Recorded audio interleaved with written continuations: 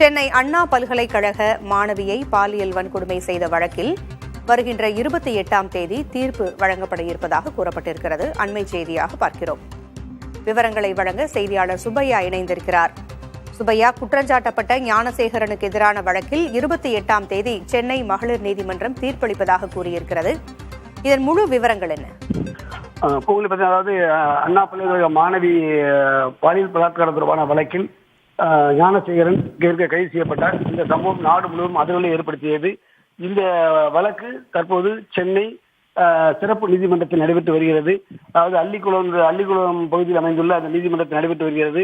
இதனிடையே தனக்கு எதிராக கூறப்பட்டுள்ள குற்றச்சாட்டுகள் அனைத்தும் தவறானவை என்றும், எனவே இந்த வழக்கிலிருந்து தன்னை விடுவிக்க வேண்டும் என்று கேட்டு ஞானசேகரன் தரப்பில் ஒரு மனு ஒன்று தாக்கல் செய்யப்பட்டிருந்தது.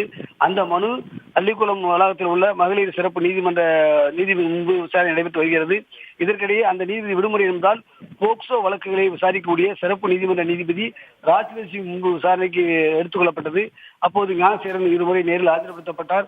இந்த நிலையிலே தன்னை வழக்கில் விடுவிக்க வேண்டும் என்றும் காவல்துறை தரப்பில் பதில் மனு தாக்கல் செய்ததை ஏற்றுக்கொள்ளக்கூடாது என்றும் கேட்டு மனு தாக்கல் செய்திருந்தார். இந்த வழக்கை பொறுத்தவரை வழக்கை விசாரித்த நீதிபதி வழக்கிலிருந்து ஞானசேகரை விடுவிப்பது தொடர்பாக முடிவெடுப்பதற்காக வரும் 28ஆம் தேதி உத்தரவு தீர்ப்பு பிறப்பிக்கப்படும் என்று அறிவித்துள்ளார். எனவே வரும் 28ஆம் தேதி இந்த வழக்கில் தீர்ப்பு வழங்கப்படும் என்று எதிர்பார்க்கப்படுகிறது. தகவல்களை வழங்கியமைக்கு நன்றி சுப்பையா.